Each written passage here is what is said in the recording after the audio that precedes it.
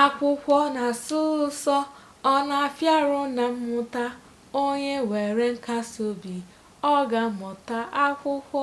Ma ọ bụrụ na nne gị na nna gị nwee ego, ma ọ bụrụ na nne gị na nna gị nwee ego.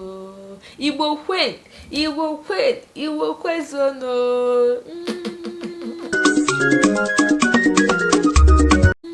Okay guys, in today's video we're going to be talking about toilet. Toilet in Igbo is ụlọ mposi. Ụlọ mposi. Ụlọ mposi. That is toilet. Ụlọ mposi. Ụlọ mposi. And as usual, we're going to make sentences alongside this ụlọ mposi so that it can help you with your Igbo vocabulary. Yes, of course you use the toilet every day, so there is no way you will make sentence alongside this phrase today. This phrase word today. So let's begin. Toilet. Ụlọ mposi. Ụlọ mposi. Ụlọ mposi. Ụlọ mposi. Ụlọ mposi. Ụlọ mposi is toilet. Enwere m ike ije ụlọ mposi? Enwere m ike ije ụlọ mposi? Enwere m ike ije ụlọ mposi? Enwere m ike ije ụlọ mposi? Can I go to the toilet? Can I go to the toilet? Achọrọ m ije ụlọ mposi. Achọrọ m ije ụlọ mposi. Achọrọ m ije ụlọ mposi. Achọrọ m ije ụlọ mposi. I want to go to the toilet. Now you're talking about yourself. I want to go to the toilet. Emeka gara mposi. Emeka gara mposi. Emeka gara mposi. Emeka went to defecate. Emeka went to use the toilet. Chioma gara asa ebe mposi.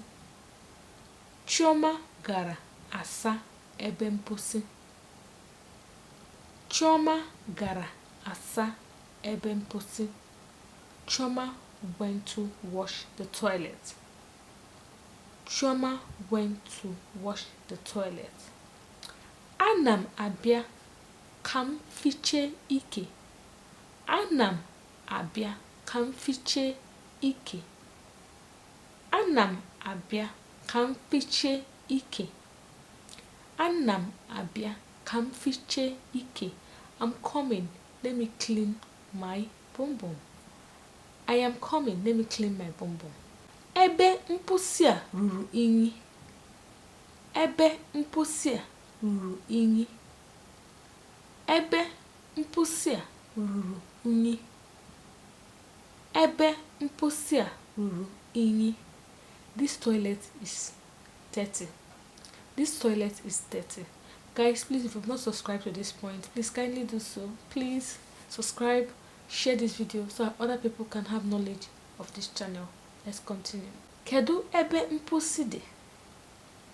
Kedu ebe mposi dị? Kedu ebe mposi dị? Where is the toilet? Where is the toilet?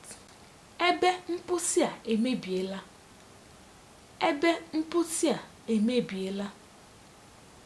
Ebe mposi a emebiela. Ebe mposi a emebiela. This toilet has spoiled. This toilet is destroyed. This toilet is damaged. Achọrọ m ịga nyụọ mamịrị. Achọrọ m ịga nyụọ mamịrị. Achọrọ m ịga nyụọ mamịrị. Achọrọ m ịga nyụọ mamịrị. I want to go and urinate. I want to go and urinate. I want to go and urinate. ebe mposi a amaka. Ebe mposi a amaka. Ụlọ mposi a amaka. Ụlọ mposi a amaka. Ụlọ mposi a amaka. This toilet is beautiful. This toilet is beautiful. Achọrọ m ịga nyụọ nsị. Achọrọ m ịga nyụọ nsị. Achọrọ m ịga ịnyụ. Achọrọ m ịga ịnyụ nsị. Achọrọ m ịga ịnyụ nsị. Achọrọ m ịga ịnyụ nsị. I want to go and defecate. Ka m hichaa ike m. Ka m hichaa ike m. Ka m hichaa ike m. Let me clean my bum bum. Thank you guys for watching. Please, if you've watched to this point, kindly subscribe, kindly share this video so people can be knowledgeable of this channel. I post the video every blessed day. It's hard work, but I do it. I enjoy it because few people that are commenting on my comment section gives me courage to keep going. Please subscribe, share this video as well, so that this channel will get a wider range of people. Thank you for watching and do have a lovely day.